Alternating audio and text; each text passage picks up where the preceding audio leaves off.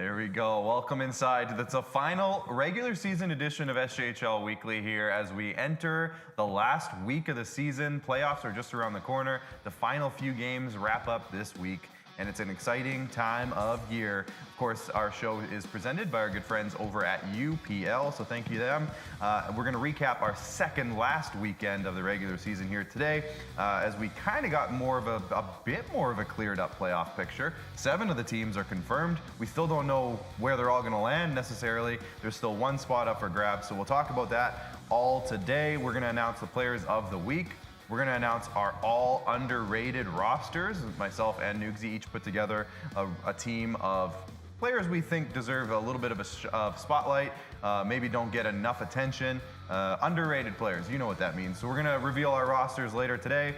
And we're going to be joined by Nipawin Hawks forward Braeden Jockims, who has been probably the hottest player in the league in terms of goal scoring at least, but right among the tops in terms of the hottest players in the league as well. But first, let's thank our sponsors who make this all happen. We'll start with Cantera Seeds, Capital Auto Mall, Canalto Hotels, SGEU, Sask Lotteries, UPL, Chevrolet, Great Western Brewing Company, SaskTel, RBC, Saskatchewan Construction Safety Association, and Vatterstad. And before we get started with the show, if you're watching on any of our social media channels, Facebook, YouTube, Twitter, please hit the like button, hit the share button, comment in throughout the show. We'll put your comments on the screen right here if you do. Maybe your comment will lead to a whole conversation. So let us know what you want to talk about. Send in those comments now, and we'll be joined now on the show, who's going to be adding his own comments on the show throughout the day, but verbally. Jamie Neugebauer. Jamie, it was a great weekend. It's the final week of the season. We're already here. Playoffs are around the corner. We got a big weekend coming up. SaskTel Game of the Month. We'll talk about that in a little bit. But wow, what a great weekend. And we're not done yet. We're still trying to figure things out. So how did your weekend go? Because there was 4 days of games. I'm including Thursday. It was a busy weekend, lots of stuff going on. How did your weekend go? Yeah, it was good. Watched a lot of baseball, of course, the World Baseball Classic. But, SJHL's down to brass tacks. 7 of the 8 teams in the playoffs, 7 of the 8 spots for the playoffs, by the way, are sealed up. Yep. We know who the number 1 seed is, but we don't know who the 8th seed is, and we don't know any other seeding. We don't know any matchups. So it's really coming down to it. I'm trying to get my words out here. It's okay. My words mixed. And the warm-up. And you know what? Go out to the games. Should be fun. I'd say there's a playoff game tomorrow, though. Yes. Humboldt and Kindersley. Yeah, we're going to talk about that. Yeah, that one's going to be great. That one has almost everything that's left to determine. Really rides on that game. So we'll talk about that in a minute. But let's have a look back now in the Sask Lotteries. Look back as we dive back into 4 days. I'm going to call it a 4-day weekend. We'll start back on Thursday night. The Larange Ice Wolves really put a blow to Humboldt's playoff hopes. Not that it's over yet, but they really needed 2 points. They only were able to get 1 out of this game, and Larange played a big spoiler moment for Larange with a 2-1 overtime win over Humboldt. And then on Friday, we had a bunch more games on Friday. Nipawin with a 3-1 win over Melfort. Humboldt with a 7-5 revenge win over Larange. Battlefords couldn't quite get the win in this one, a 4-3 overtime loss to Flin Flon, but boy, did they play them good. The Weyburn Red Wings doubled up Yorkton 6-3, and then Melville in a clutch win, a 5-3 win over Estevan. Estevan really needed that one. Melville really needed that one. Melville got it. And then on Saturday, a couple of rematches. Melville got another win over Estevan, which actually clinched their playoff spot, so they are in. Estevan got at least a point, though, so that helped them, but it didn't quite help them enough, as they didn't want 1 out of 4 points in those 2 games. We'll talk about that momentarily. And then Flin Flon said, enough with these close games, and they shut Battlefords out with a score of 4-0. And then on Sunday, we had 2 more games. Melfort with a 4-3 win over Yorkton, so Melfort gets back in the win column, and then Nipawin with a 5-0 win over the Warman Wolverines. Nice clean win for them as they really pushed for home ice advantage in that first round at least. So Nugsy, big weekend there. We'll get to the headlines here in a moment. Before we get to the headlines though, just talk to me about the ups and downs of these last couple of weeks, trying to figure out who's going to be where. Just when you think, well, this team's probably going to win this game, they don't. And then you're like, this team's probably going to finish at this part, and then they're not anymore in that spot. And it's like, oh my gosh, it's been a crazy couple weeks. Yeah, again, we've hammered the parity. I think we talk about the parity every year. That is a story. Yeah. But this year is the most parity that I've ever seen. And you look back, I think when we look back on this season, we're gonna just shake our heads like we are now, because that's the way it has been. And, you know, whoever it is that does get that last spot, and we do know that that last spot will take on Flin Flon. Right. There are avenues for them to give Flin Flon a hard time. And, you know, again, what league in the world does the last playoff spot team give headaches to the top team? Like, never happens. Unless there's like a play-in round and then it's kind of whittled down a bit, but we don't have that format.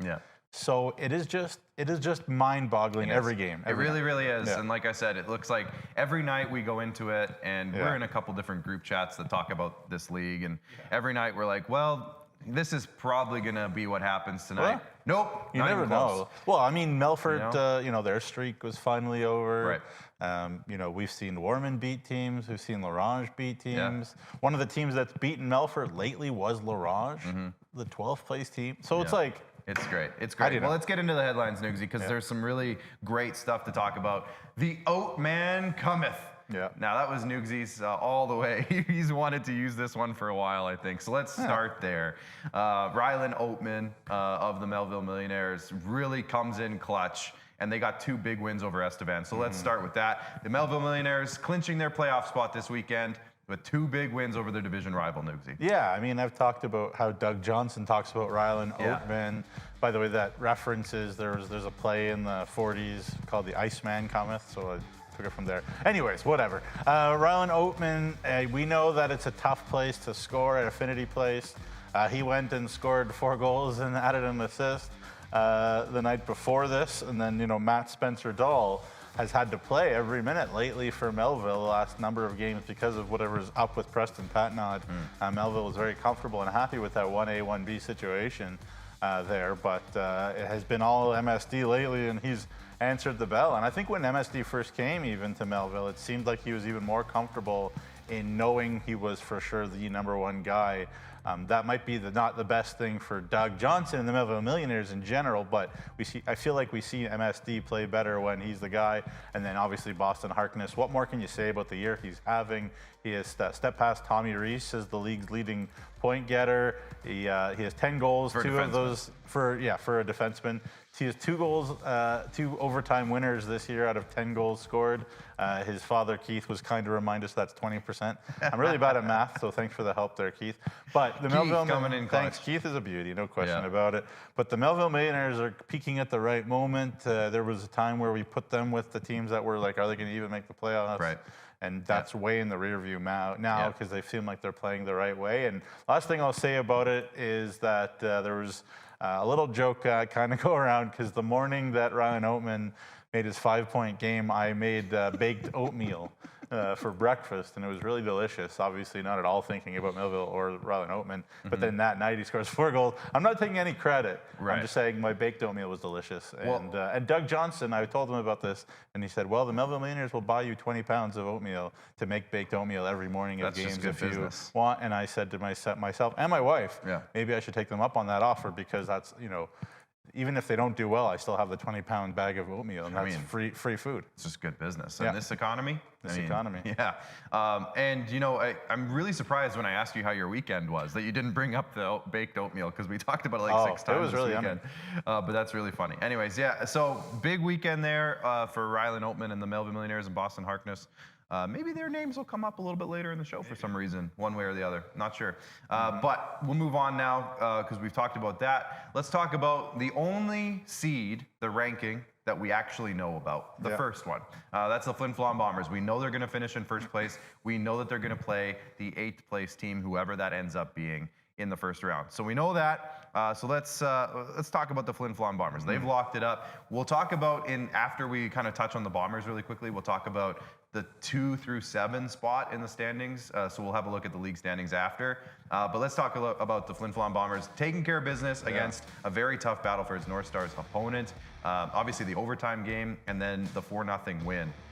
So was this a statement weekend for them where they were able to say, you know, we thought maybe, hey, Battleford's is going to put up a good fight, and they did in game 1, but game 2, they kind of put their foot down and said, no thanks. Yeah. Well, coaches, I find, like, when they're setting their rosters, they often like to have, you know, obviously you have your deep pairings, but then you have a duo up front, and then you put a winger with them. Yeah.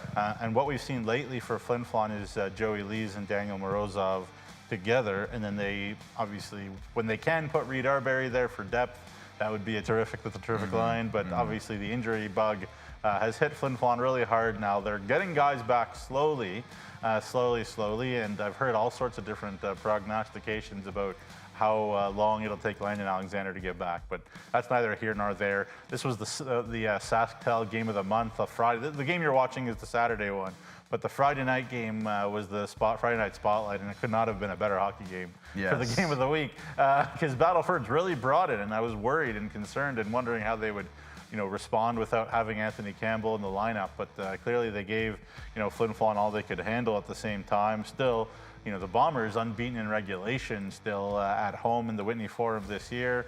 Looks like they've got a terrific opportunity to be unbeaten at home in regulation. They only had that one loss to Melfort in overtime at the Whitney Forum, but their power play just continues to do well, even with some of their key guys on the power play out of the lineup. Think about Leo Seitz, for example, lately banged up, and others. What we might see the rest of the way too for Flin Flon is guys who maybe could play if the games matter, you know, still out. But that being said, the Bombers still win games. Yeah. Like, they've had it locked up, really, if you think about it, for a while now. But you know, Weyburn, I think, did a real good job helping out Flin Flon, really taking away Yorkton as a threat in that way. We'll talk about those two in a bit. But yeah, whatever the Bombers need, they seem to find a way, especially at the Whitney. Jack Martin had a big weekend. It's a new hero every week for Flin Flon. For sure. Yeah, Mike Reagan's got to be a happy man right now. Tuesday night, tomorrow night, Flin Flon plays Nipawin, Newsy. So I'm guessing they're going to probably put to what I would consider their full squad out there for that one. I don't know. Well, but I mean, as long as people are healthy, I mean, whoever's like 100%, just because guys have like injury on the roster sheet for Flin Flon the rest of the way, it's just more about Mike Reagan having like those guys be as healthy as possible when it matters. So I agree that they'll put the best roster that they can of guys that aren't banged up. Right. And then my next point to that was going to say, on Friday and Saturday, they wrap up their season against the Larange Ice Wolves. And, you know, if there's ever going to be a weekend to rest some guys, Flin Flon has nothing to play for at that point. They're locked in at first. They know where they're going to be. They probably will know who their opponent's going to be at that point. Larange obviously is going to be fighting and scrapping and playing their best. But at the end of the day, I think that's going to be AP Nation for that roster sheet. As many APs as they can possibly come Flin Flon, get. Flin Flon. For that specific weekend, because the last thing you're going to want is something happening in that last weekend. Somebody else got injured, And, you know, so anyways, obviously we're going to leave that to Mike Reagan and company to figure that out. But I'm just saying, when you have the locked-in first-place team against the locked-in last-place team in the last weekend of the regular season, you know, that's the time to rest some guys for sure. The 20-year-olds might not see too much ice time if they don't have to, et cetera, et cetera. But either way, it's coming down to a good finish for Liverpool. Speaking of 20, Connor Miller just turned 20. There you go. Like yesterday. Happy birthday, Connor. And it feels like he's been around in this league for so long, but he just turned 20. With first place locked up, let's just have a quick look at the league standings to kind of look at 2 through 7, I should say. And then we're going to talk about that 8th and final playoff spot specifically. So let's focus on 2 through 7, Newsy. So as you can see, 2 through 5, so you see Yorkton, Battleford's, Nipawin, Weyburn. That group is still going to flip-flop, potentially. So you see Yorkton with 2 games left, Battleford's, Nipawin both 2 games left. Weyburn has 3. So Weyburn could add 6 points. They could get up to 74. So Weyburn could still mathematically finish in 2nd place. And I know they play Estevan in their final 2 games of the regular season.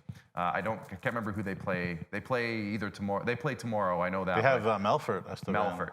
Melfort plays Estevan. Sorry, what was the question? Weyburn. Who Weyburn plays? plays? Weyburn plays Melville, yeah. Melville. Okay, so they play Melville, and then it's 2 against Estevan, I think, for Weyburn. So that's 2 divisional opponents, 2 tough geographical, close by teams to play. So they could get up to 74. Yorkton has 2 games left. Battleford's 2 games, Nipawin. So Yorkton Battlefords could get up to 76. Nipawin could get up to 74. So as you can see, that group of 4, still a jumbled mess. Still a jumbled mess. Melfort at one point could have moved up to 4th place. They can't anymore. The most Melfort can get is 66 points. So they're pretty much locked into 6th place. Melville could get up to, what is the math there, 65. So Melville technically could move ahead of Melfort depending on how this last week goes. And then Estevan's max is 61. So they could get up as high as 7th, but that's it. They still have to lock down 8th. We'll talk about 8th later, so we're not going to worry about them. But that's what we're looking at from 2 through 7. So 2 through 5 could still go almost any way at this point mathematically. So we still could see Weyburn finish as high as 2nd. But, you know, it's going to be a tough go for that to happen. But Nugsy, my main point here is, of course, this season's coming down to the last week for every single playoff spot, pretty much. Like, we still have no clue. We can't prepare. Like, as the media group, we would love to have the ability to start this week and start putting graphics together for matchups, but we can't. We can't do that. We can't start, you know, preparing articles for anything because it's all up in the air still. So when you see 2 through 7, like, what comes to mind there? Yeah, you just said it all, I think. It's crazy. And I mean, I do think strength of schedule matters at this point. And, you know, again, we talked about parity a second ago. That is critical. And we're going to talk about the 8th spot here, and I think that's even more critical. It is, because at this point, kind of, who you get, certainly there are individual matchups, but either way, there's not any kind of peach matchups. No. Now, that being said, I think if you're Yorkton or Battlefords, and obviously you're going out to win anyways, but you want to avoid that 3rd spot. Like you do. If you can get to 2nd, that would be a huge thing, just because, like, honestly, Melfort has been the best team, the scariest in the SJHL lately. Like, we considered when making the power rankings. Let's just pull back the curtain a little bit. When making the power rankings, for this we were like, should we put Melfort first? Should we put Melfort in 1st? Like, they were in 10th 2 weeks ago. Do we put them in 1st place in the power rankings? Again, not in the standings, in the power rankings. Yeah, the power rankings. Because they kind of deserve it. Wild. So I think, what did we land They on? beat They beat Yorkton without Zayden Saddlemeyer. Yeah. So, I mean, we haven't figured out how we're going to do the power rankings yet. We'll have to maybe have a group chat about that one, but stay tuned for that. Yeah, it'll be fun. Again, strength of schedule matters. You know, these are the playoffs now. Yeah. Because, you know what, like, certain matchups are key. Home ice advantage is so key. Yeah. And in our league, you know, especially obviously with the passion of our crowds and whatnot. Not bashing anybody, but I saw highlights from an Alberta Junior League game. I'm not going to say what, because I don't want to slag anybody, but it was like empty, and didn't seem like anybody cared, and that was kind of sad to see. So for sure, I'm just super excited for what our league's got to have here coming up. Well, let's stick with that home ice advantage conversation because I think the biggest team right now that's kind of, you know, freaking out about that is Nipawin. Nipawin got a big win on the weekend. They are able to kind of get a little bit of a cushion, and this is our Hawk Attack segment here, talking about the Hawks. But Nipawin right now are 2 points up on Weyburn for that 4th place. To get that home ice advantage, we've talked about the cage and how tough it is to play there, how great that crowd is going to be in the playoffs at the cage after a couple years out of the playoffs. You know Nipawin's going to come out raucous. Like, I'm pretty sure you and I should maybe consider going to a game there in round 1 because it's going to be great. But you know that they want that extra game there if they have to. They're going to be playing a Weyburn team that's also very good at home, also a very hard rink to play in the playoffs at home, who just went on a playoff run all the way to the finals. So you know that Weyburn, the fan base in Weyburn knows, they know what they need to do. They're a tough fan base to play in front of. So it's going to be, it's a big thing for the Hawks, but a big weekend for them to kind of give themselves a little bit of a cushion, at least coming into this last week. Yeah. Well, who's the second best team in at the SJHL and home? It's the Nipawin Hawks. Yeah. 25-1 or 20. 25 1-1 on the year at the cage for Nipawin. A 90% penalty kill in Nipawin for the Hawks. So they are a team that is extremely tough to beat at home. So if it's a 7-game series, they're obviously going to really want. I would argue that of all those teams, the Hawks are the one that want home ice advantage, and it matters the absolute most because it's going to come down to 2, 3, 4, 5, obviously, and you can kind of flip a coin almost at this point, which one is going to be which. Obviously, the best news, too, is that Gage Roberts, well, we'd love to come. Thank you, Nipawin. That's very kind. If it's Tegan, thank you, Tegan. Gage Roberts is back to vintage Gage Roberts. What we didn't show you on the highlights was that the Melfort Mustangs had their 12-game win streak snapped by these Nipawin Hawks, and Gage was, again, a big reason for it. Obviously, he shut out the Ormond Wolverines as well. And, every week we talk about the Hoyness and Karkachuk and Shields line. We don't talk enough probably about the rest of the forwards, and they all deserve a lot of credit too. I mean, Brendan Olsen, who is one of the best forwards at the Viking Cup, had to mention Viking Cup again, is, kind of third liner right now. Somebody asked, one of the comments was, where can I get a sweater? I think if you contact Player, Player has some of those. Probably could get. You could probably order one, I would imagine. I don't really know otherwise. We got these at the Viking Cup, and I do like them. They're very comfortable.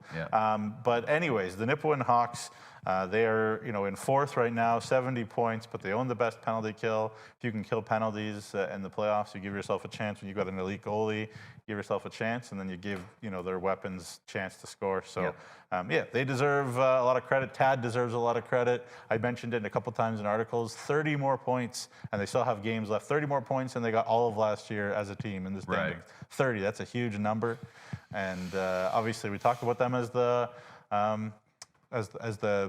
patent. The way that you're going to turn your franchise around. They're the reference now. Yeah, the reference point. And whatever it is in the culture there that has allowed them to carry guys over to get Braeden Jockims, for example, his third tour of duty. Well, if you want to include him as an AP, he AP'd, went elsewhere, went to Nipawin, went elsewhere. Now he's back in Nipawin again. Whatever it is that he felt comfortable coming back, we got to bottle that and sell it in a store. For sure. So Nipawin plays Flin Flon and then Melfort. That closes out their season. Yorkton plays Melville twice, and then Battleford's plays Kindersley twice. That's the way that the season's going to end.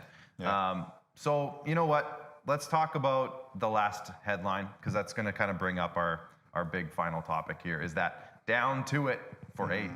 The eighth place is the one that is left. So let's bring up the three-legged race graphic, please, gentlemen. This is going to kind of showcase what is left on the table to determine. So Nugsy, I'll let you break this down. But as you can see, Estevan with 55 points, Kindersley with 52, Humboldt with 51. All still mathematically could finish in that eighth place. Sure. So you break it down for us. Yeah. Just quickly, Weyburn, 6 wins out of 8, 2 big wins over Yorkton. There you go. Got to mention that. Hey. Shout out Weyburn. Shout out Weyburn. Obviously, you look at the strength of schedule, and I mentioned that. There, again, I'm not here to disrespect anybody, and never am. But Humboldt seems like they have a pretty nice situation going there. The Kindersley Clippers, are a team that need to figure it out Tuesday. That's pretty self-spoken as well. Tuesday's game is it. That's it, I would say. Yeah, and that's it. I mean, Kindersley's been sitting around a while now. They were way ahead of people in terms of games played, but you look at it now, and they're all tied, right? Right. So they've been sitting, watching, healthy, getting practice in, taking a deep breath and not quitting. Obviously, Clark, you take it away a little bit here. Yeah, for sure. So the big thing for me is, like I said, Tuesday's game between Humboldt and Kindersley is going to really be crucial. If Humboldt can beat Kindersley, they eliminate the Kindersley Clippers. If Kindersley loses that game tomorrow night, that also opens the door for Estevan to potentially clinch if they can beat Melfort on Wednesday. So there's the little back and forth there. If Humboldt beats Kindersley, Kindersley's eliminated, Estevan can clinch with a win.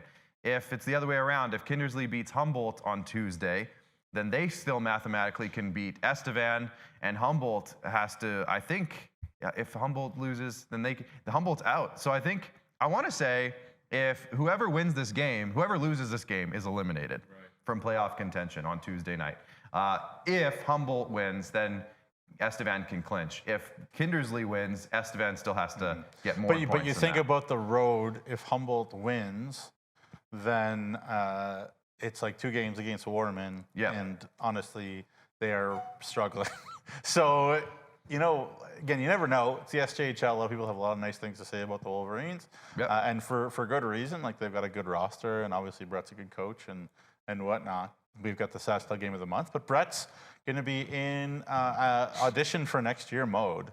Like, he's going to play lots of APs. We might see a Rafael Rambazanov. We might see a Cameron Abig. Love that. We might see a Seth Wotherspoon. Like, the list goes on there for the future for Warman. Right. And that's all good news if you're a Humboldt Broncos fan. But it obviously, as you said, comes down to tomorrow. Yeah. Well, that's fantastic. For odds and ends today, I think that kind of sums up the last segment there, the last headline there. Yeah. It is coming down to it, but tomorrow night's game, I'm just going to say it right now, it's the biggest game of the season for the rest of the way, at least. Yeah. But Humboldt versus Kindersley, that is the spotlight game that we're going to be all watching the score of, or at the game, or tuning in on Flow Hockey. So there you go. Not to put pressure on either team, but there's a lot of pressure on either Get out to team. the Inner Pipeline Arena. Yeah, the boys have had some time to rest there in Kindersley. They needed it to reset. Have they quit on the year? Have they not quit on the year? My hunch is they haven't. Don't punt. Yeah.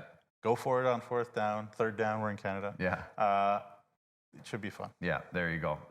When odds and ends, one more shout out to, you mentioned the Weyburn Red Wings having 2 huge wins over the Yorkton Terriers. So let's bring up the division standings as to why that's important. As you can see, for 2 straight games, Yorkton could have clinched the Bungie Division Championship. Weyburn shut the door on that idea, and they are still mathematically capable of winning the division. So huge shout out to Weyburn for holding the fort at home last Wednesday. You and I were at that game. Unbelievable game.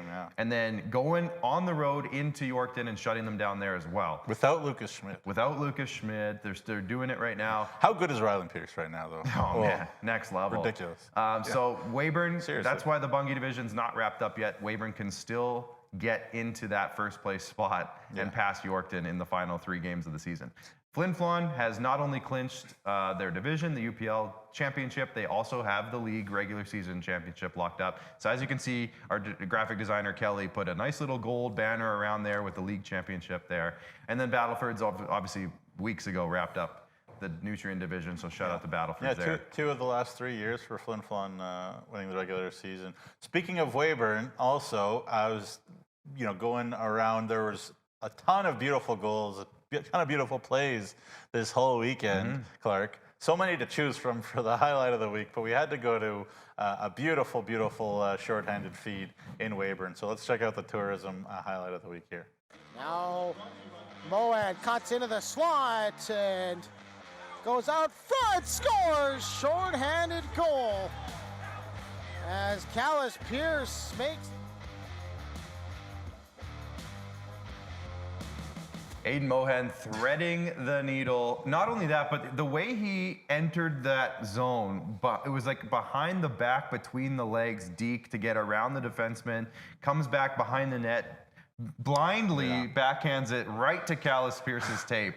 Short-handed on top of it. So it's short-handed. You throw a puck blind in the middle of the ice. If it goes right, it's the play of the week. If it goes wrong, it's like a 4-on-1, and it's your goal the other way. So that's kind of the funny part of it. Yeah. But Aiden Mohan has been absolutely unbelievable, filling kind of in that space for Lucas Schmid. Him and Dion Schrader together are going to be a huge problem moving forward in Weyburn. Yeah, look out. Aiden Mohan could be one of the next ones for sure. And / current. Sure. Like, he looks he's good. currently doing great. 08, we got some good 08s in our league. Let's bring up the league standings, gentlemen, one more time just to kind of wrap this all up. So as you can see, one more time, Flin Flon, of course, right there at the top. They know what they know where they're going to be. Everybody else not quite. Yorkton, again, 72 points with Battleford's tied with 72 points. Nipawin with 70, Weyburn with 68. They have 3 games left, so they could get up to 74, so they could still move up.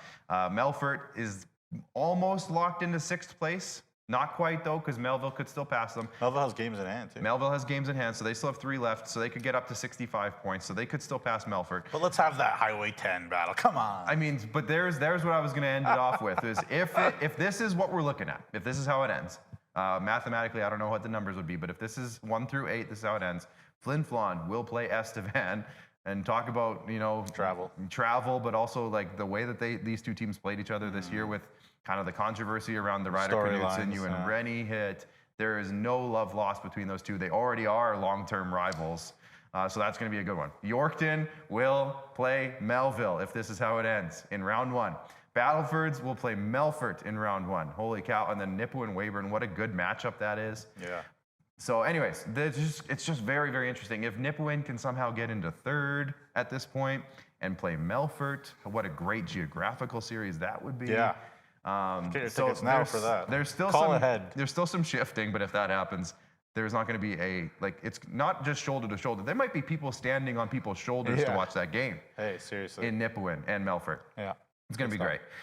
So Nugsy, it's time for Nugs and Notes. Let's dive into it. Where's little Nugsy at? There he is. He just is taking a break from watching the World Baseball Classic. That's what he's doing, yeah. Also, he's got the shorts on. It's perfect for springtime. Yeah. The rolled up pants. It is getting warmer. Yeah. Well, not today maybe, but it was getting warmer. All right. Congratulations to the University of Saskatchewan. A whole bunch of SJHL connections, obviously, on the University of Saskatchewan. Got messaged a bunch of them, just telling them congratulations. Maybe have a couple Gatorades you know what I mean. You know what I'm talking about. Hydrate. Hydrate. Patrick and I obviously are both Blue Gatorade or Nothing fans. Okay. That's the way we bonded a little bit years ago in Yorkton one time. Of course, he had a wonderful final there just against the Mount Royal Cougars for the U of S. So they're off to the University Cup, as is Mount Royal, by the way. Obviously, tons of SJHL connections there on Mount Royal as well. Justin Lees, Leith Olafson, 33 save shutout for Yorkton Terriers alumni Nolan Meyer in the finals as well. Nipawin's Carter Stebbings, Melville's Chase Berthollet, Yorkton's Chance Patrick had a hat trick. Keith Sorensen, who played for Notre Dame, also scored in the finals. But Mount Royal makes it too, so that's cool. But double back-to-back championship for U of S, which is great. Always punching above our weight, our province, gotta say. University Cup is in Halifax in 10 days at the home of the Mooseheads. St. Mary's is technically the host, and UNB is in the Atlantic Finals. Of course, against Moncton, they're down, but Leighton Carruthers, of course, the Flin Flon Bombers alum is on UNB. And in OUA action, Windsor and UQTR are in the finals. They both make the University Cup. Sam Marburg, of course, is on Queens, and they're going to face Marko Djordjevic's TMU as well as Jerome Maharaj in the championship game. Of course, Windsor, our good buddy Logan Linklater, had a wonderful season. He's on that Windsor team, as are the Hill Big Boys. So obviously we're cheering for all the SJ alums to keep doing well. Continuing on here, got a lot here to cover, so big one. Sorry about this, folks. The BC IHL champions was announced, was decided. Vancouver Island University with the championship. They had 6 SJHL alumni involved there. Carson Earhart, the Nipawin Hawks alumni. I think it's their all-time program point getter or something like that. Cage Newens had a pair of goals. The former Humboldt Broncos captain, Hunter Bergeson, Landon Stromey also scored. Another former Humboldt Broncos captain, Landon Stromey. Davis Sato and Chase Cook, who was another Humboldt Broncos captain. Put that on repeat. Also played in that game against Andrew Castellato, played for the Battlefords North Stars, and Owen Evers of Humboldt for the University of Victoria, who lost that final game. But congratulations to VIU. Also, shout out to Landon Stromey. If you didn't see it, a clip went viral a couple weeks ago. I think pretty viral anyways. Yeah. Landon Stromey was in an unnamed team's locker room. In an unnamed league. Unnamed league. With 4 letters. Just going to say that. But he was in there firing them up before the game, saying their starting lineup. And I'm like, oh man, if Landon Stromey was doing that on a different team for a different team, imagine what he was doing for his own team in the Humboldt Broncos locker room for, what was it, 3 or 4 years? He was always a beaut. Unreal. Yeah, anyways, so there's that. The University of Wisconsin at Stout won the Wisconsin Intercollegiate Conference Championship, which is Division III, and they'll host Anna Maria in the first round of the Division III tournament. Wisconsin at Stout.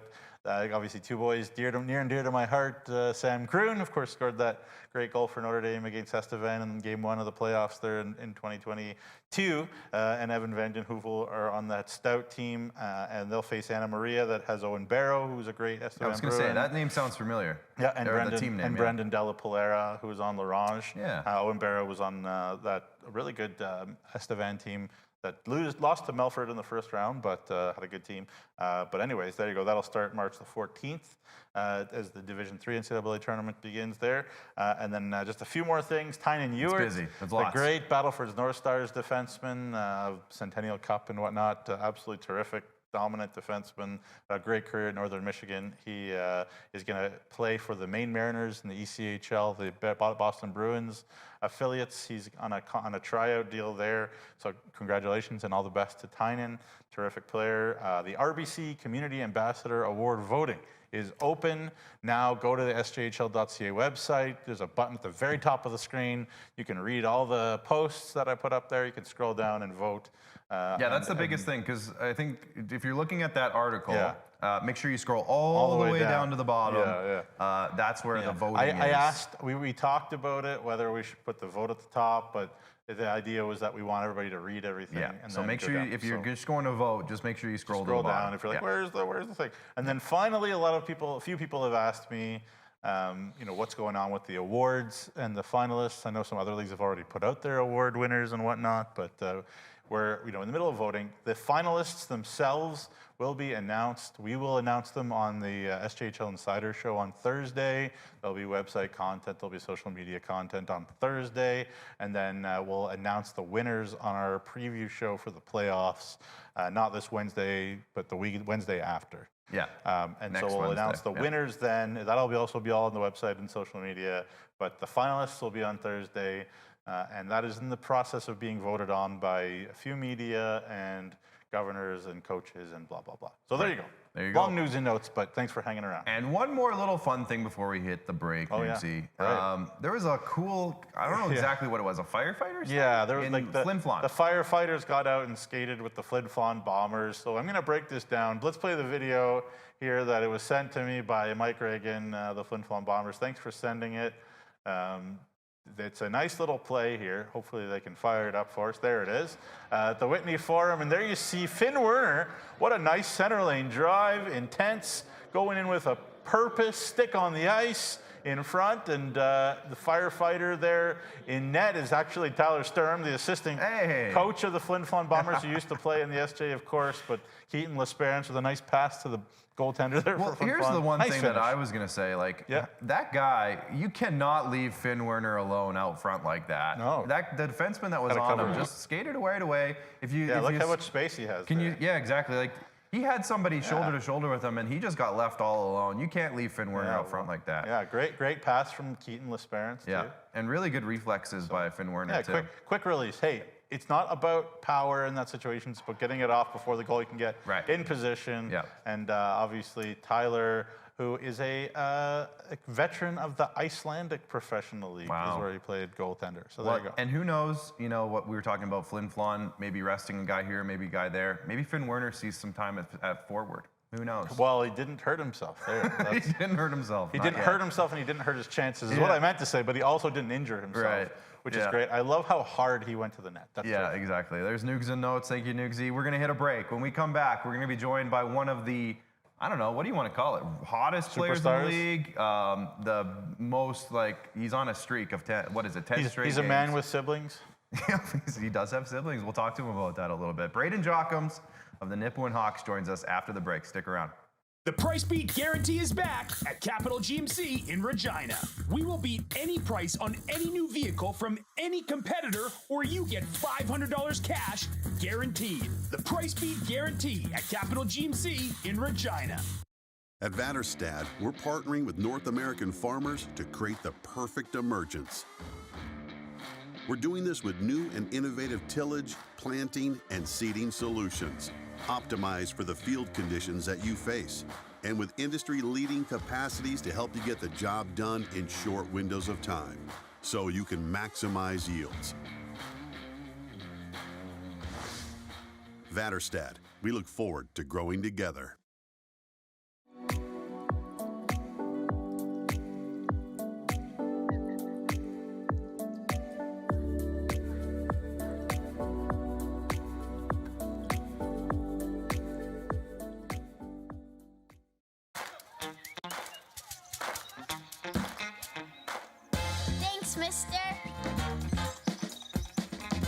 Every ticket you buy funds programs all across Saskatchewan, like sports. Buy your tickets today. In the last decade, the construction industry has reduced injuries by 46%. That's as many injuries prevented that would fill several stadiums. Find out more at scsaonline.ca.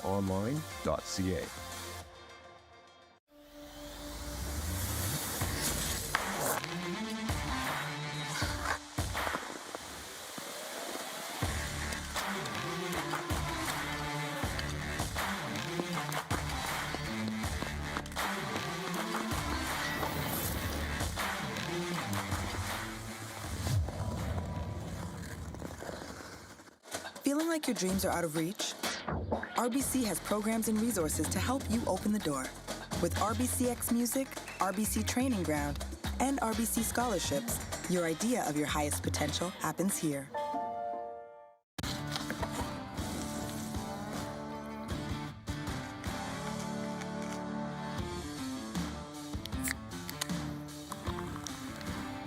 Original 16.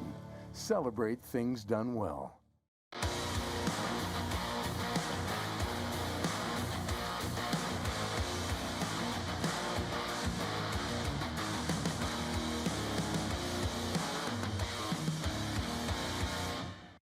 All right, welcome back inside. It's SJHL Weekly. Clark here with Nugsy, and we're going out on the video chat line now to be joined by Braeden Jockims of the Nipawin Hawks. Braeden, welcome to the show. Appreciate you joining us today. Yeah, it's good to be here. Braeden, a pretty good weekend for you guys. On Friday night, a 3-1 win over Melfort, and then a clean 5-0 win against Warman on Sunday. What went right this weekend for the Nipawin Hawks? I know things seem to be clicking right now for you guys. Yeah, we're just playing the right way. We're getting lots of shots on net. I mean, Gage Roberts he's always playing unreal for us. He's making crazy saves, keeping us in the game if guys make mistakes. So we have a lot of confidence on the back end, and it gives us a lot of freedom as forwards, especially to maybe make a play that's less like high risk, high reward type of situation where sometimes it works out and sometimes it doesn't. Well, on top of that, you personally have had a really good stretch, 10 straight games now with a goal. So, coming back to the SJHL was obviously a pretty cool thing for you to be able to do in your final year.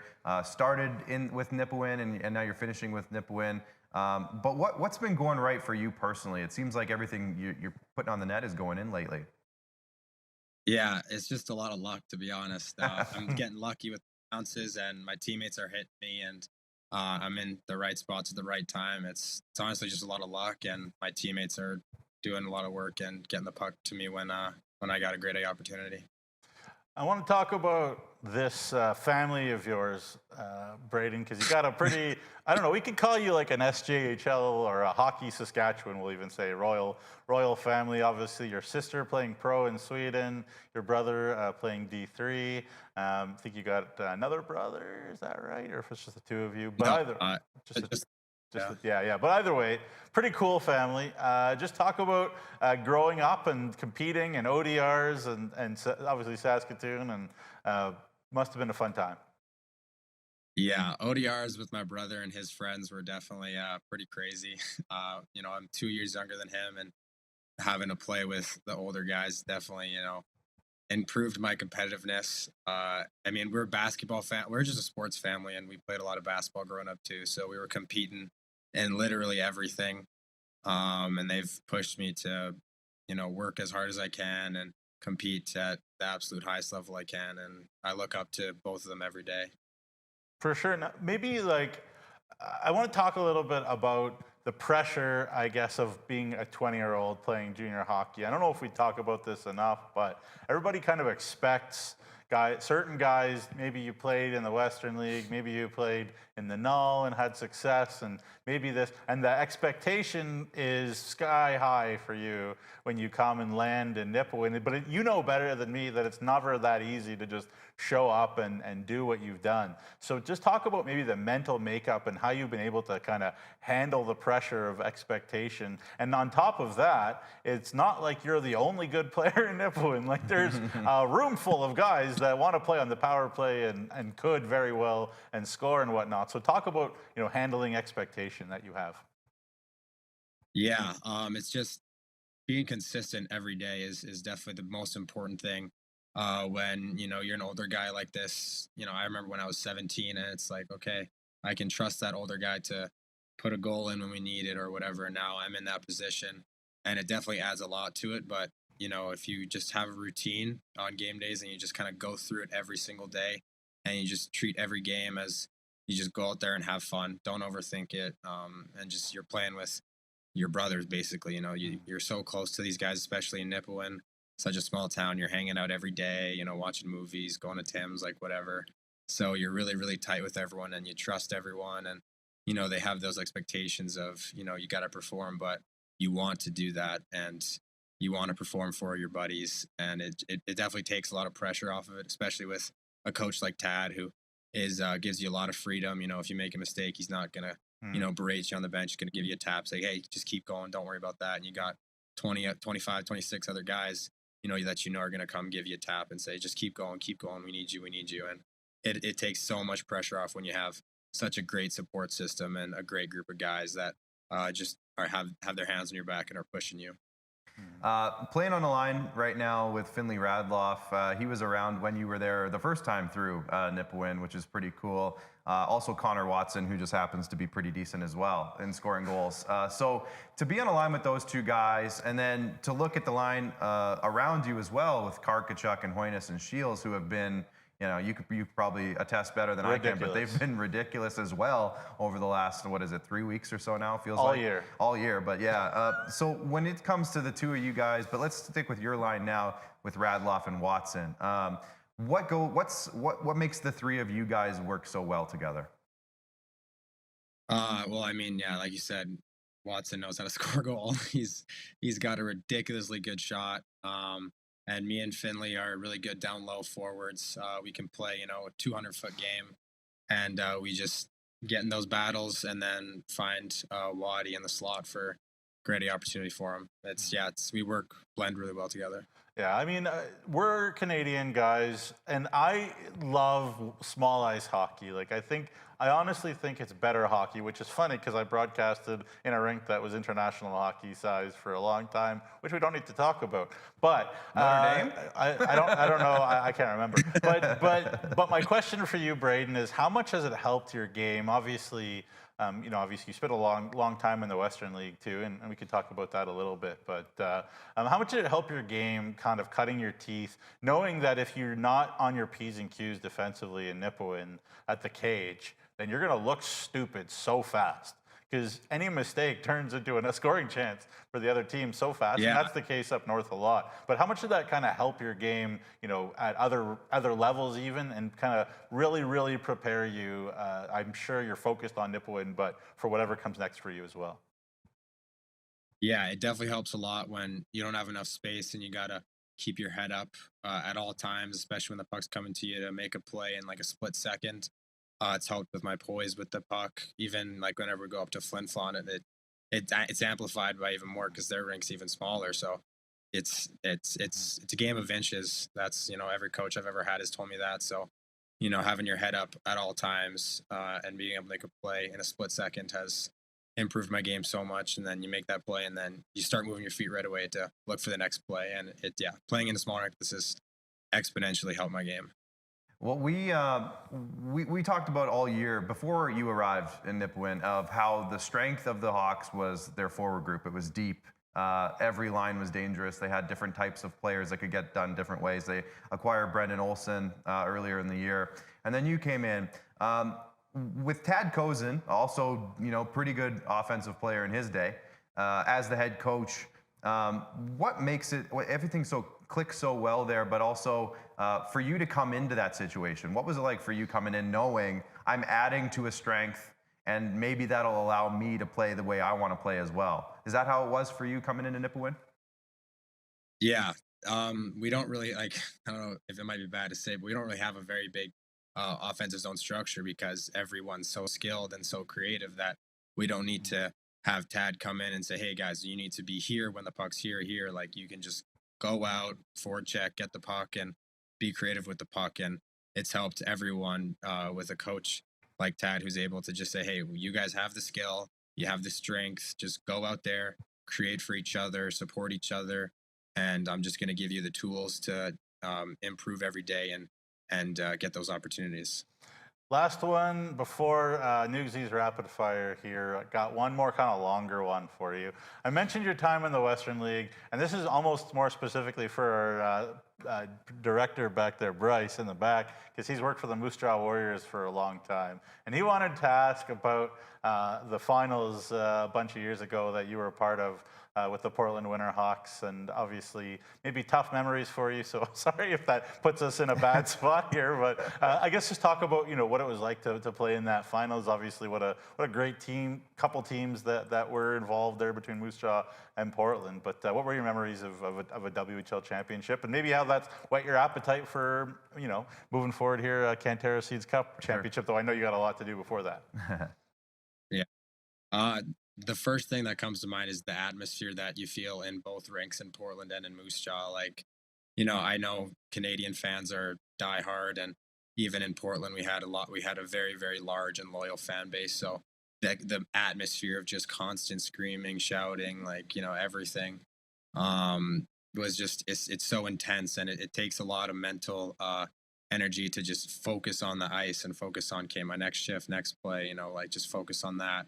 And then, when you look across the ice and you see Braeden Jaeger Furcus, and all these like ridiculously good players, it's like, oh my gosh, like how do I compete with that? And then you just try to find any way that you can somehow contribute to the team with, NHL caliber players right across from you.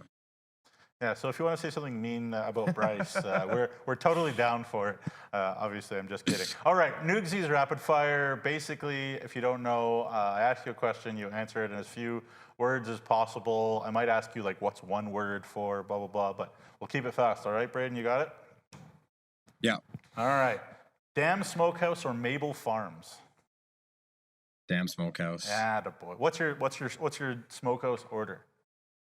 I just poutine every time. Oh, that place is Nothing so else. good, Clark. I gotta get there. Well, now that the Nipawin Hawks invited us to go to their playoff game, we better go. We better go. Yeah. Is there any subject that you could beat Caitlin in trivia? Of course, if you don't know, she is a Cornell grad.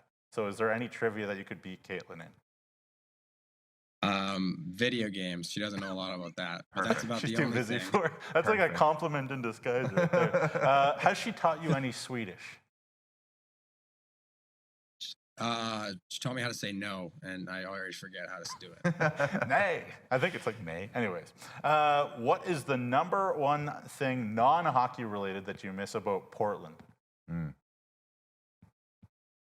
The food trucks. They had these like food truck places, and they're open year round because it's only rain in there, and it's the best food I've ever had in my life. Love that. That's a great answer. Always wanted to go to Portland. Yeah, very Seems good like an things. awesome spot. Yeah. Clark wants to know if you've ever seen Fred Armisen.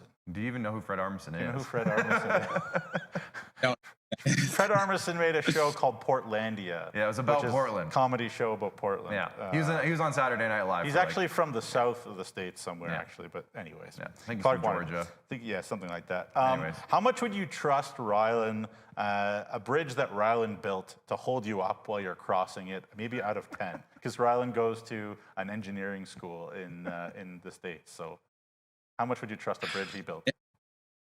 After he graduated, it's definitely a 50-50 chance on if I'd ever cross that bridge. Fair enough. Give me one word to describe your good friend and my good friend, Owen Dawson, who, of course, played for Notre Dame Hounds when I broadcasted for them, and then was your teammate in Minot as well. So give me one word to describe Owen Dawson. Loud. That is great. That's a perfect... Maybe the most entertaining mic'd up I ever made was Owen Dawson mic'd up, because that guy was... You know. Last question then, Braeden. Clark mentioned that you just keep scoring goals, even by accident, as you keep saying there, which I don't really believe you. But how can I be as good a goal scorer as Braeden Jockims? Oh boy, it might be a big hill to climb. Can't be done. I don't know. Clark might be able to do it. I don't know about you. I'll take that. That's I a need great to get answer. some exercise. Hey, if I play with some of the guys on the Hawks, I think they could just bank it off of my... Yep. derriere. Me and Connor Watson are pretty similarly sized. I got a lot of weight on him, but me and him. I got a lot of weight on all of them. Yeah. Well, there you go. Braeden, I was going to say Connor. Now we're talking to Connor Watson. No, Braeden, appreciate your time today. Obviously, a big weekend coming up. Playoffs around the corner. So good luck the rest of the way, and maybe we'll chat with you again down the road. Yeah, sounds good. Thank you. Thanks, there you go, Braeden Jockims. That's a great chat. Thank you, Braeden. Yeah. All right. Well, Nugsy, if you're on Twitter at all, Players of the Week just got announced. So we're going to take a break, and when we come back, we're going to announce Players of the Week. Maybe Braeden Jockims' teammate might be one of them. And when after that, we're going to announce our all underrated rosters, which is always a fun time. We do this almost every year, I think. So when we come back, lots to talk about, so stick around.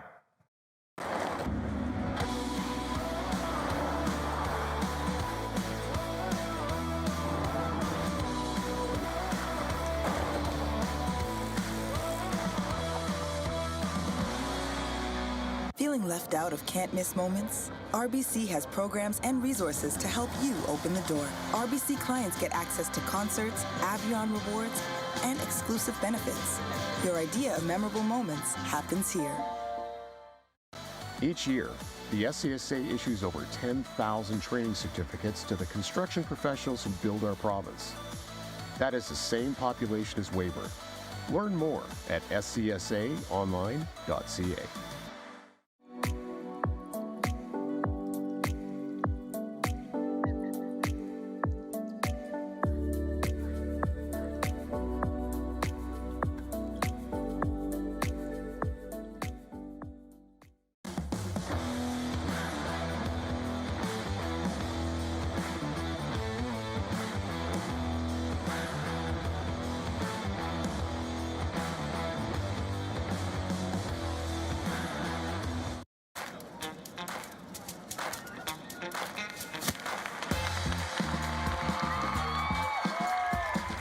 Ticket you buy funds programs all across Saskatchewan, like arts and culture. Buy your tickets today.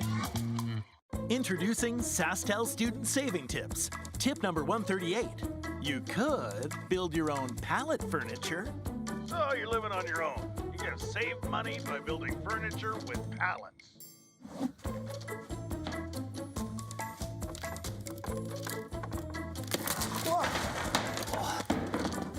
Or get Infinite 150 for only $50 a month with SaskTel student deals.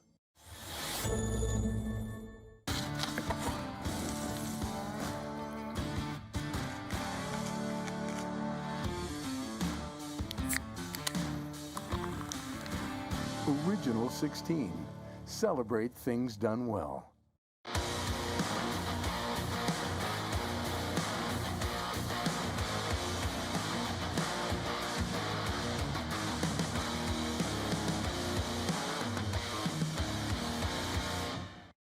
All right, welcome back. It's time to get into it. Players of the Week here on SJHL Weekly. Clark with Nugsy. Let's go ahead, rip the pack, and dive into... it's not going to be our final Players of the Week. It's our second last Players of the Week. We'll have one more of these in next week's playoff preview show. But this is our final one of the regular season SJHL Weekly edition. So, the SGEU MVP of the week. We just chatted with his teammate who scored a bunch of goals for him. But Gage Roberts is your MVP of the week. 2 wins, a shutout versus Warman, a .981 save percentage over 2 games. Gage Roberts. Should have asked him if Gage can finish like Finn Werner. Oh, he might be able to. Gage can do it all. Gage can do it all. The Borgo forward of the week. Yeah, huge 5-point game, 4-goal night against the Estevan Bruins. And then they helped them clinch a playoff spot. Rylan Oatman of the Melville Millionaires is your Borgo forward of the week this week. And maybe he's just getting things revved up for a playoff run with the Melville Millionaires. Who knows? We'll go, down the bench a little bit for his teammate. Boston Harkness is your Super U defenseman of the week. 5 points in these 3 games this past week. Again, he had the overtime winner at home against the Estevan Bruins, which again helped clinch that playoff spot. So big week again. Not surprising for Boston Harkness, who now leads the entire league in points by a defenseman. The SaskTel goalie of the week. Why not stick with the Melville Millionaires? It's Matthew Spencer-Dahl, who has a 3-0 record this week with a 166 goals against. He also had a shutout against the Warren Wolverines and a .945 save percentage this week, again helping them clinch that playoff spot. The Sask Milk Rookie of the Week will go all the way north to Daniel Morozov of the Flin Flon Bombers, who had 4 points in 2 games, 4 assists, 2 points per game average for the Flin Flon Bombers. And he's one of those guys who Flin Flon's dealing with some injuries, guys in and out of the lineup, guys moving up and down the lineup. Daniel Morozov back recently into the lineup. So he's fitting in just fine, as you can see. And then finally, the Cantera Seeds Saskatchewan Player of the Week. It's Rylan Pierce of the Weyburn Red Wings. This guy is turning it on. Points per game wise, if he had been around for longer, in terms of leading the league in points by a defenseman, he might be leading the league in points. Yeah. Like he is well over a point per game since joining the Weyburn Red Wings. This guy has been a star for them. And, if they're going to go deep again this year, Rylan Pierce, could be a high on the list as reasons why they do. University of Regina. We were talking about Rylan leaving the rink in Weyburn. Yeah. And I said to you, that kid's going to jump into the top 4 U of R, and it would not stun me at all. Yeah, he'll jump right in. As a first year. Yeah. So with that being said, there's your Players of the Week. Nugsy, we do this, I think we've done this almost every year since I've jumped into the league coverage. You do it lots. We love talking about it. The underrated teams. So do you want to go first or do you want me to go first? You can go first. I'll go first? Fine. Sure. Okay, so if you want to, we made graphics for this. I think we just posted it all over the place. So here's my underrated roster for the season. Now, I put lines in mine, so I'm going to explain mine with lines in mind. I didn't put make lines. So my first line would be, and you can go, it's down the list is essentially my lines, but Dayton Tailfeathers from L'Orange with Aiden Valance of Yorkton and Vinay Junek of Yorkton as well. 3 guys that I think Aiden Valance doesn't get enough credit because of the line above him and because of Gabriel Corshane. Aiden Valance has been a really key second-line center for that team. And Vinny Junek, his line mate, 21 goals this year. Really impressive stuff. That local 20-year-old player, he's having a great season. Dayton Tailfeathers leads his team in points, and he's really stepped up, especially since the trade deadline. And he's really kind of coming into what they thought they would be getting after that trade that acquired him last season with the Mason Buchert trade. Braeden Vandenbilch from Kindersley, he's been hurt all year, but I put him in there. He has 15 points in 24 games played. Imagine if they had that kind of production all season long in Kindersley, how much that would have helped their current situation. Obviously still fighting for a playoff spot, but that's nearly a point per game production that they just haven't had available to them. Hudson Binder has basically a point per game. He has 14 goals for Melville, and that's all within 28 games played. So very impressive there. And then Jack Martin for Flin Flon is a guy where I feel like we talk a lot about Flin Flon and their depth and how good they are, and I feel like we just never really give Jack Martin the spotlight a whole lot. So I figured Jack Martin deserved a spot on this list. He's an 06, so he can come back next year and be potentially one of the better point-producing players in the league. From beautiful Waterloo, Ontario. Waterloo. Nathaniel Harvey for Estevan. I feel like his skill set is so impressive, and he just kind of does it all. He's a very important player for that Estevan team. Cam Sarna for Warman. He's their leading forward point scorer. Obviously, Fursten Lindorf leads their team in points, but Cam Sarna is having a really nice under-the-radar season for Warman. I really like what he's doing there. And then Rory Elson, one of the better captains in the league. He doesn't have the point production necessarily, but boy, does he do so much for that team. You have a couple RBC community ambassadors in a row. RBC guys. 3 of them in a row. Exactly. So which maybe isn't out of why they might have been included in this list. I think he does a lot for this team, does a lot for the community. So Rory Elson, I thought, deserved a spot. Ashton Tate, talent-wise, probably not underrated. But just in terms of maybe overshadowed on that Nipawin team, there's so many good players that it's hard to give the spotlight to everybody all the time. Ashton Tate, again, RBC, and I just feel like he deserves a shout out because, again, he's another guy too that next year, when he's the 20-year-old and everything, he's going to easily be, I think, top 10 in scoring probably in this league. Austin Shepard for Melfort, another great player, great community guy, great leader in those couple of championships runs that they went on with him. And Caleb Binner, same kind of realm. I had to include him. If I didn't include him, what kind of family member would I be? What kind of family member would I be if I didn't put Caleb on my list? So shout out to Caleb and Austin there for the Melfort Mustangs. On defense, Nipawin needed somebody to step up, and Raider Wallington did. Now, is he underrated? I don't know. He's the top defenseman. Sure, I think he is. I think he is. I think he deserved a little shout out here. Again, local boy for the Nipawin Hawks, and he really stepped up when they needed some production from the blue line. I put him with Riley Cormier for Yorkton. I think he's been around the league now for a few years, 20-year-old guy, right shot guy, and I think he just does everything right. I rarely ever have heard all season long, have I heard, oh man, Riley Cormier really made a mistake there. Don't hear that very often. I feel like he's just one of those steady guys that just makes the team that much better. Matthias Dezen from Larange, younger guy, has a lot of upside. I like where he's at there. And Wesley Golden, I put him on this list. I think you put him on your list too. Yeah. Because every time we talk to Doug Johnson or anybody involved with Melville, and we hear Wesley's name come up, it's always like, God, it was good to have Wesley Golden back. Or, God, we're really missing Wesley Golden because he's been in and out of the lineup with injury. So to me, that shows how important he is to that team. And again, not a huge point production guy, but size, physicality, does everything right, really good teammate, just kind of fills that lineup in. Owen Dick leads the league in block shots. I think he's on your list too. Very well deserving to be on that list. And again, overshadowed by the Lincoln Fishers and the Gavin Grangers. And Trevor Oishi, I think he has a ton of upside offensively in this league. He's going to come back next year and be a points leader among defensemen, I think. And then Graham Brown is my goalie with Dylan Adams. Graham Brown deserves so much kudos. Played great with the Viking Cup team, of course.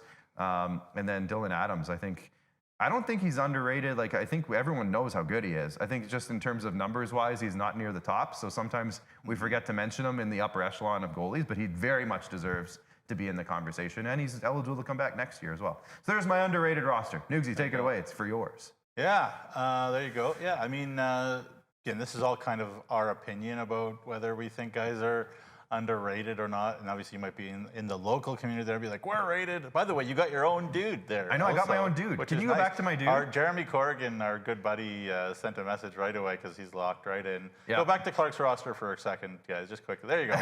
Winkin Clark wearing a Riders thing. So that's my Twitter picture. Oh, okay. And Kelly Lewick, so for Jeremy who's asking, that's my Twitter bio pic. So if you go to Twitter, what Kelly did, Kelly Lewick, he just put my Twitter picture into an AI thing and made me a little guy. So there you go. That's why. Yeah, awesome. Also, hello, Jason Snyder, Joey, and Anthony Campbell were their billets for the Viking Cup. So that's really exciting. Cool. Love to hear from that, Jason. All right, here's my underrated roster. We talked about Mohan for a million years, and you didn't put him on your underrated thing. I know, right? There you go. Anyways, Mohan looks unbelievable as an 08. Obviously, Reed Arbery, how underrated is he? I don't know, but he was terrific at the Viking Cup. He's been terrific all year. Talk about the guy on that team that Mike Reagan trusts and knows what he's going to bring every single night, be it 1 to 12 through the lineup. Reed Arbery, he's going to do a good job for the Flin Flon Bombers. Yep. Dion Schrader, such an intelligent finisher. He's going to score lots and lots of goals. He led U18 AAA in BC. He was dominant there offensively too. And obviously Big Bro being in Weyburn did not hurt. Vinny Junek, we talk about a great player who's just kind of overshadowed. You're talking about. Obviously they have such firepower, but local boy, doing a great job there in Yorkton. What a problem he is on that second line right now as well with Cash Lanigan. So he's a big piece, and he's going to score some big playoff goals. I feel that one. Obviously, the Oat Man, we've talked about him about the show. Alexander, I think, is the captain of the underrated team when he's healthy. He changes games with his physicality, with his shot. There aren't too many Landon Alexanders in the world anymore, and he can keep up pace-wise. Kind of do it all for Flin Flon. Hopefully he's healthy. Hopefully he's has a monster year next year because he's in 06 as well. Talking about the 08s in our league, Ethan Dundas is not a guy we talk about enough because he's a Woman Wolverine, I think. But he's a wonderful player, physical, can score too. Terrific kid from a terrific family. Would not be surprised if a Western League team was keeping a close eye on him. Braeden Jockims, no matter what and how hard it's been in Larange, no matter again through injury, he always gives that great effort. Does it all. Really good penalty killer, really good power play guy too for Larange. And again, just hope for the best for him, the rest of this year. Bob Beattie's done a wonderful job with that group since coming in for Killer. And Perozny's a guy that a lot of people are going to want. I'm going to be calling whoever's in charge in Larange, and we'll want him for next year unless he stays in Larange, which is what I hope for him, of course. But obviously a terrific player. Oliver Phillips, I honestly think he's one of the best players in our league. I was going to put him on my list. 6'7", terrific tower of power. He was really good for Humboldt at the game of the month we saw there against Battleford's great centerman. When Battleford's lost Anthony Campbell, Oliver Phillips was in the draw, winning every draw in that game. So he'll be a big piece, and he won't be any fun if Humboldt can get to the playoffs. Obviously, we both had, I think, Jack Martin. Does everything. Swiss Army knife type player again for Flin Flon. Doesn't hurt that he's a great Ontario boy, just like myself. Kobe Sawyer, I know he's an 06, so we always feel like he's a young player, but he's an 06. And he complements whatever line he's on just because he's so north-south and can fly. And whenever you have a guy that can really skate, get to the spot first, get in on pucks F1 so quickly, I think that's great. And Kobe's been a terrific player for Battlefords for a while. And Tice Penrod, who's again so underrated. He's an assistant captain on this team for me. He's raised his role a lot as certain guys have moved out in Humboldt. He was at the Western All-Star Challenge. I mean, terrific guy, physical despite his size, and a wonderful kid. Such a great sense of humor too, and a great smile. Really nice kid. On the blue line, you talked about Wesley Golden. Obviously, Fierson Lindorf having a monster year offensively. Minutes, attitude, physicality, RBC community ambassador, great student when he was at Notre Dame, terrific kid, laughs at my jokes, which is also very important, and just a huge fan of Fierson in every way. He's in great physical shape, and yeah, he's just a monster 07 defenseman in our league, and obviously plays massive minutes as an 18-year-old defenseman now too, with Vinny Palmerine gone there in Warman. So very excited to see him play on Friday. The game of the month. Jacob Dennis there for Kindersley. Again, not an easy year offensively in Kindersley, but Jacob, again, terrific guy, very mature human being. Really like talking to him as well, but he's actually put up some good numbers for Kindersley this year when they've needed to, and again, makes the right play more often than not, just smart in his own zone. We saw Brett Buckley get a big role when they were without Tommy Reese and they didn't have all those reinforcements for the trade deadline, and he was a big piece for them, being steady and making the right play and growing in confidence. And often you'll see a kind of a big goal or a big play being made, and Brett Buckley's a part of it in Yorkton, and again, not talked about enough because he's been around all year, but obviously a really good piece for Yorkton's really good back end. One of the best back ends in the league right now, especially when they get Gray back from the Western League. Cooper Atkinson, local boy there to Melfort, moves the puck very, very well. Obviously, learning under Trevor Blevins, that'll really help you. And Owen Dick, we talked about, just a shot blocking machine, big boy too, gets in the way, physical, and done a great job. Caden Serpa there in Battlefords, again, he's won awards and been rated and whatnot, but we don't talk about him maybe in the same breath as we talk about Charlie and Gage and some others, but Caden deserves to be up there, and you talked about Dylan Adams. So there's my underrated roster, and little Nugsy there hanging out, but I think, we kind of hammered on similar points. I do like my team better, I'll be fair with you, but that's the way she goes. Okay. But yeah, tell us in the comments which team you like better. There's like also 50 other guys we probably could have put on this list for sure. So a lot of guys deserve the shout out. We did our best. We did our two best. full teams. That's not easy to do. In terms and lots of of different names, which is good. Lots of different names. We didn't have similar. Like we had a couple. But you needed a friend. Yeah, that was on my little guy. Okay, Nugsy. This is of course the final week of the regular season. There's some big games coming up. We'll start. Let's have a look at Tuesday night, which is tomorrow. Of course, Nipawin will be in Flin Flon. Of course, now we're going to have to see. Flin Flon knows where they're going to be. Nipawin very much still wants to win a couple of games here to finish off the season. So my guess is we'll probably see a full squad for both teams, but keep an eye on those lineup cards when they come out. The Melville Millionaires are in Weyburn. Of course, Melville has locked up a spot. They could still move up in the standings, though, so they're going to be wanting to, come out full cylinder. Weyburn still wants to get into home ice advantage territory, and they still have a chance to also win the Bungie division. So again, both teams are going to be coming out hot for this one. I'd anticipate a very good game there. And then Humboldt will be in Kindersley. I can't say enough about how crucial this game is for the rest of the season. Again, if Humboldt beats Kindersley, I think, is mathematically somewhat eliminated from the playoffs. Now, when I said that earlier, I was pretty confident in it. But Humboldt, 52 points. Kindersley, yes, if they lose, they can only get to 55 points. So Kindersley needs to win. Kindersley's at 51 points, I believe. I think we had it on the standings that Humboldt was at 51 points. Kindersley is at 52, the graphic we put up earlier. So now Humboldt is at 52, Kindersley's at 51.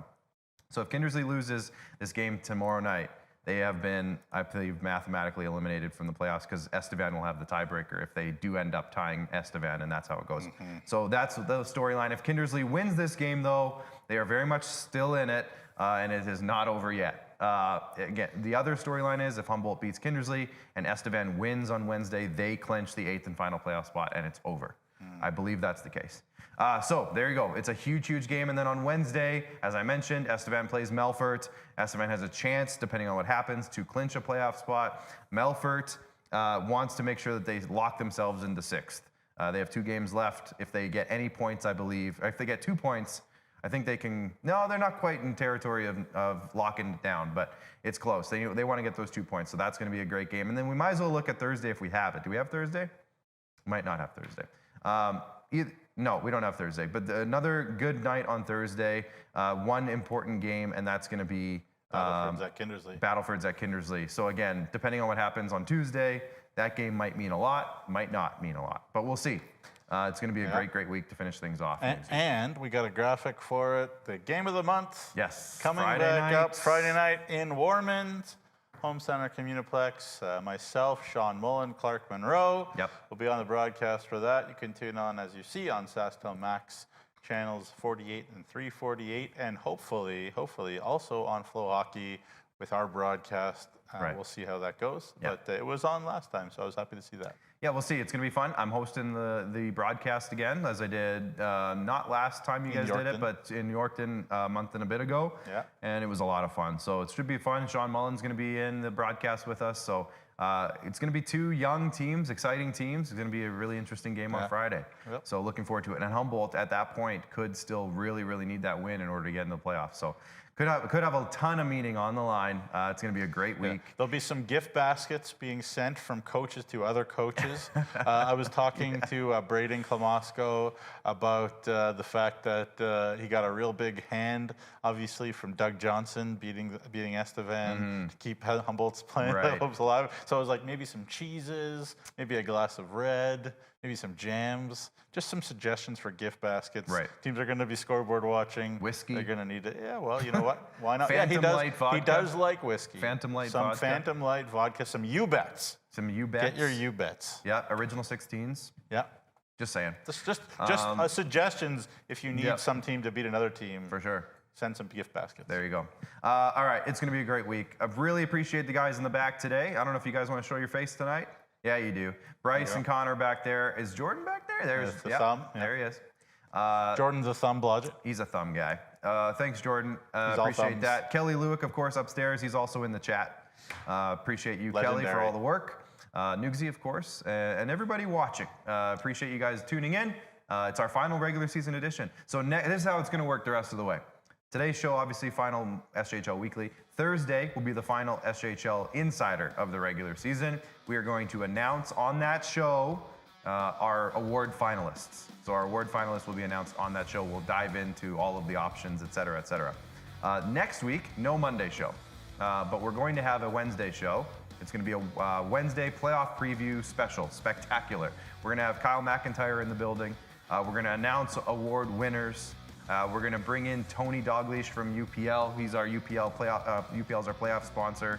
So we're going to talk to Tony about all the stuff that's going to go on during the playoffs, because we have our overtime challenge again this year. We have our nightly playoff performers again this year. So it's going to be a great time there. Of course, the Cantera Seeds Cup is on the line. It's going to be a great playoff race, regardless of who gets in these last couple spots and how the standings finish up. It's going to be fantastic. So that's going to be the next week and a bit of content. We're done today. Thursday, SJHL Insider, award finalists, and special guest. I don't know yet. We'll have to we figure got that special out. guest. And then next week on Wednesday is our playoff preview show. That'll be live, just like this show is. And if you're wanting to join our team, job posting for the Director of Marketing and Partnerships is also up on the website. Jacob Faith's old Jacob job, Faith's of course. old job, which Kyle McIntyre is ably filling in, and we're all helping out. But that's all open to apply for it. So if you want to join our merry little band, give her. There you go. All right, thank you to everybody. We'll see you guys on Thursday. Award finalists, final weekend of the season coming up. It's going to be a great week. Get your tickets for the final home games if you have one coming to town. Get your tickets now. Fill up the rinks. Playoffs are just around the corner. See you guys on Thursday. Bye for now.